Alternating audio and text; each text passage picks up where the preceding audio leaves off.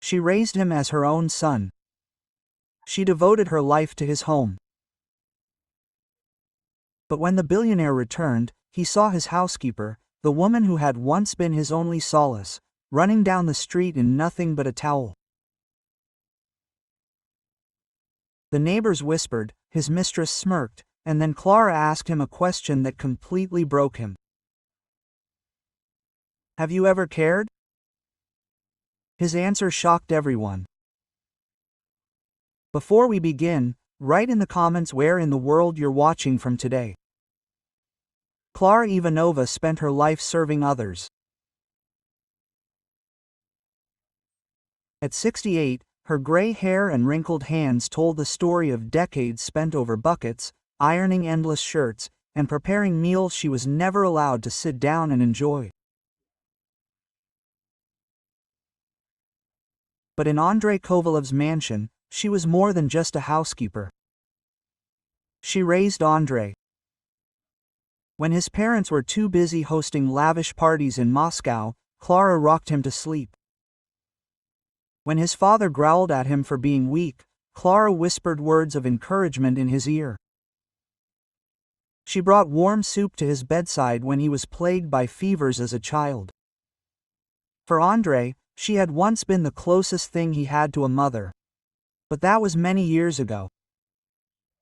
Now Andrei was 35, a billionaire with iron in his eyes and walls around his heart. He rarely spoke to Clara, and when he did, it was in short bursts.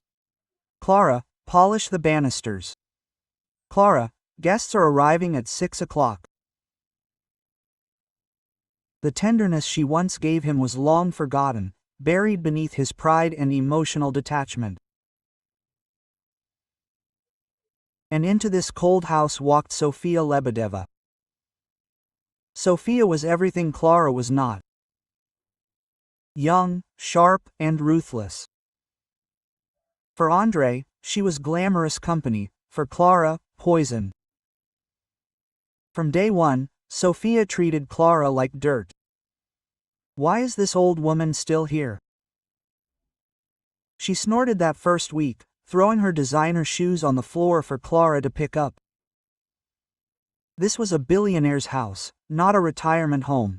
Andrei didn't protect her. He never told Sofia to stop. And so the cruelty grew bolder. Every morning, Clara heard Sofia's voice belittling her. "Clara, you're too slow. Clara, maybe it's time you retired before you collapse on the floor. Clara, no one wants to see a wrinkled face serving drinks at the table." The servants averted their eyes. Clara swallowed her pride, just as she had all her life, but inside, her heart was breaking. Andrei, her Andrei, stood in silence. The worst was with the plumbing. Clara's servants' quarters were old. The pipes groaned every night. She begged for repairs. "Please, Miss Sofia, the water is leaking into the walls. I could get hurt." Sofia laughed in her face. "Then go away. If the pipes don't like you, maybe you should go back to where you came from. This house doesn't need ballast." The estate manager didn't lift a finger. Sofia made it clear that Clara's requests weren't to be taken seriously, so the leaks got worse. For weeks, Clara washed herself in fear, wondering when the walls would finally collapse. That day arrived with a hiss and a roar. Clara had just finished washing when a pipe burst, dousing the small tiled room with boiling water. She screamed, clutching a thin blue towel to her chest. The light bulb overhead burst, sparks raining down as water poured onto the floor. Steam filled the air, choking her lungs. "Help!" She screamed, but her voice echoed in the silence. No one came. She stumbled into the hallway, her base and feet slipping on the wet tiles. The towel tightened like armor, and there, at the end of the hallway, appeared Sofia, smiling.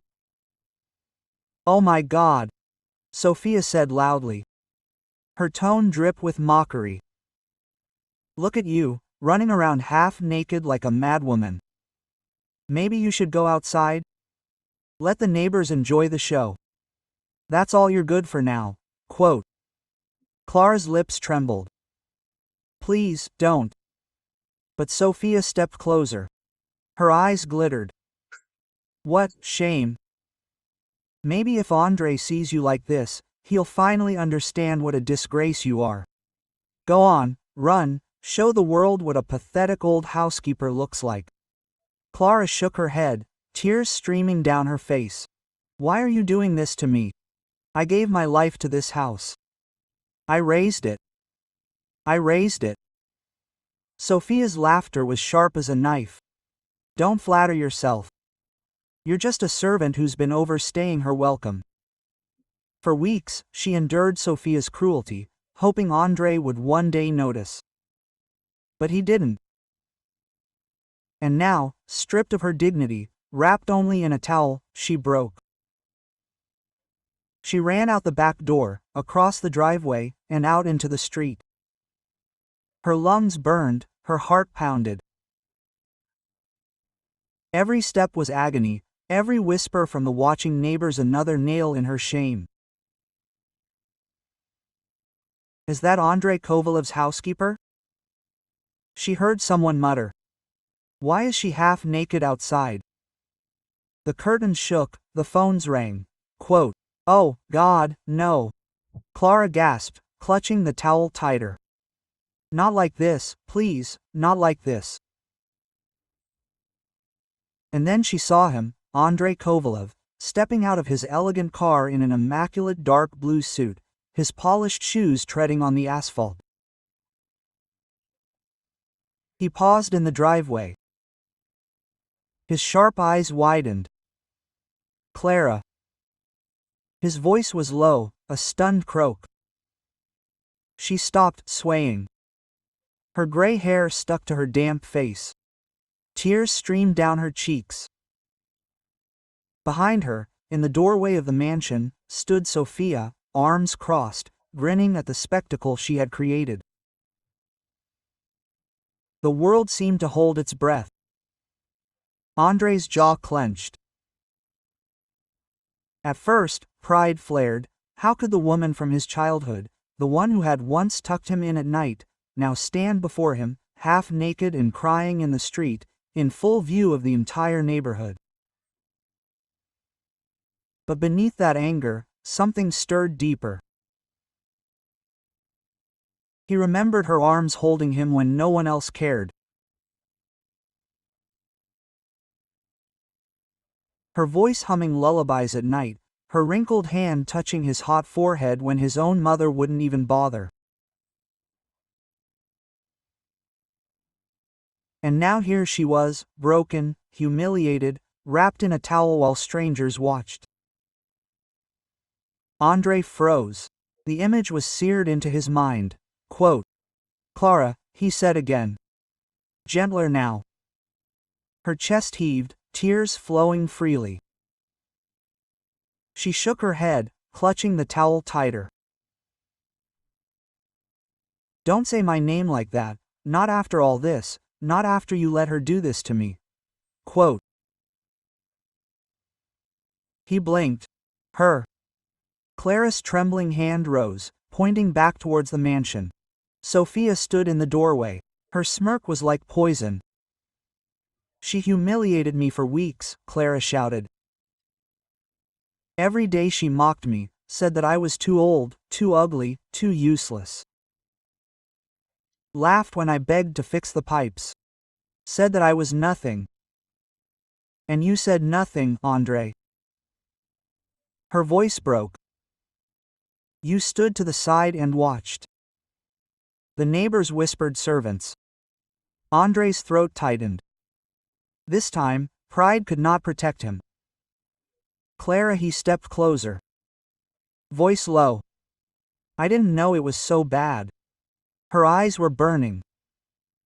Have you ever cared at least once in all these years? Or was I just a single servant? A shadow to be ignored? The question pierced him like a blade. His jaw trembled, his chest heaving under a weight he'd carried for too long. Yes, he said finally, the word sharp, then softer again. Yes, I cared. She shuddered, not believing it. Don't lie to me now. He shook his head. His voice broke in a way he'd never heard it in conference rooms. I cared, Clara. Always. I couldn't show it. I wasn't allowed to. In this world, a man like me is supposed to be cold, hard, untouchable, but that doesn't mean I didn't care. He swallowed, his eyes shining. Do you think I've forgotten who held me when I was a child? Who kept me awake at night when I was sick? Who taught me to tie my shoelaces when my parents didn't care? It was you, always you. Clara's lips trembled. For a moment, the towel, the humiliation, the watching neighbors, it was all gone. There was only her and the boy she raised. Then why? She whispered. Why did you let her do this to me? Andrei turned. His gaze burned into Sophia. The smirk disappeared from her face as she realized for the first time that she had gone too far. Sophia, Andrei said. His voice now boomed like thunder. Get out. She tensed. What did you hear? Get out of my house. You will never speak to her again. You will never set foot in my house again. Sophia's face turned pale. She tried to object, but Andrei's gaze silenced her. With a contemptuous snort, she turned on her heel and stormed back inside. The door slammed shut. Silence reigned in the street. Clara's tears were now flowing harder, but they were mingled with relief. Andrei turned to her. His voice softened. I failed you. I let my silence speak when I should have stood up for you, but it will not happen anymore. Her body trembled, exhaustion weighing her down. I can't. I can't anymore. I can't, Andrei. I'm old. I've given everything I had. He stepped closer. His hand froze, as if afraid to touch her shoulder. Then stop giving. Now let me take care of you. You're not just a housekeeper. You never were. You're family. You've always been family. Those words broke something inside her. She sobbed into her hands. Her body shook. For the first time in decades, Andrei reached forward and hugged her, holding her. The neighbors watched, silently now, not with gossip, but with awe. The billionaire who never showed emotion stood in the street, crying into the shoulder of the woman who had once been his only source of love. When Andrei finally pulled away, his voice was firm. Let's go inside, not that broken room, the main house. You will never live in those servants' quarters again. From this day forward, you live with dignity, the way you were always meant to. Clara looked into his eyes, seeing behind the hardened man's mask, the boy she once knew. Slowly, she nodded. For the first time in weeks, her tears carried more than just despair, they carried release.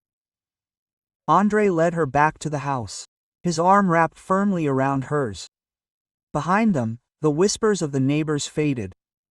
Ahead, the mansion no longer looked like a palace of cold marble. For the first time, it felt like a place where the truth had come to light. And when the door closed, Clara realized that the boy she had raised had not forgotten her after all. Inside the mansion on Rubleskoy Highway in Moscow, there was chaos. Sophia, seething with anger, paced the living room, gathering her designer bags and belongings. Quote, "This isn't over, you'll regret it," she shouted. But Andre didn't even glance in her direction. He was already calling the estate manager. "You're fired. Immediately. And call a plumber. Fix all the pipes in the servants' quarters immediately." The manager muttered something in excuse, but Andre interrupted. "No excuses. Get out, just like her." Sophia, realizing her time was up, called an Uber using the app on her phone. A black Mercedes arrived 5 minutes later, honking at the gate. She got in, muttering curses. "This house and this old woman, they deserve each other." The driver, a young man, glanced in the mirror and asked, "Where to, madam?" "Downtown, to Tverskaya Street." And quickly, she snapped. Along the way, she scrolled through her phone, planning her revenge, but deep down she knew her power here was over. Meanwhile, Andre helped Clara up the wide marble staircase to one of the guest bedrooms on the second floor. The room was spacious, with a view of the gardens, filled with autumn leaves. "Clara, I am a woman from Kenya who came to Moscow 40 years ago in search of a better life." She sat on the edge of the bed. Her dark skin, wrinkled from hard work, contrasted with the white sheets. Quote, "Andre, darling, I never thought," she whispered. Her accent was still noticeable after all these years. She recalled how she came to Russia, worked as a cleaner in small apartments, and then ended up in this house, where she became a second mother to little Andre. Andre knelt before her. "Clara, you deserve everything. I will open a bank account for you, 1,000,000 rubles for your pension, and another monthly allowance. You will live here as part of the family. No buckets, no irons, only rest and memories." He took her hand, feeling the warmth he remembered from childhood. Clara smiled through her tears. "You grew up to be a good man, despite everything. Your parents, they were cold, but you are not." The next day, news spread throughout the neighborhood. Neighbors on Rublyovka whispered, "Did you hear that? Kovalev had kicked out his mistress and moved the housekeeper into the main house." Someone filmed it, and the video ended up on social media. Andre ignored it.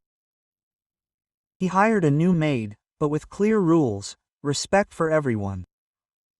Clara, sitting by the window, sipped tea and looked out at Moscow, the river in the distance.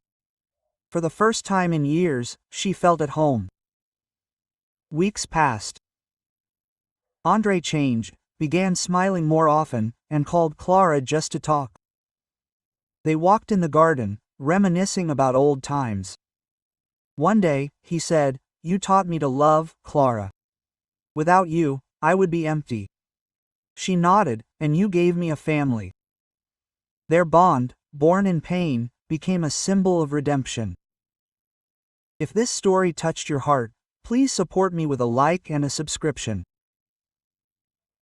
It'll only take a second, but your support is a huge incentive for me to keep creating. Thank you, and see you soon. M.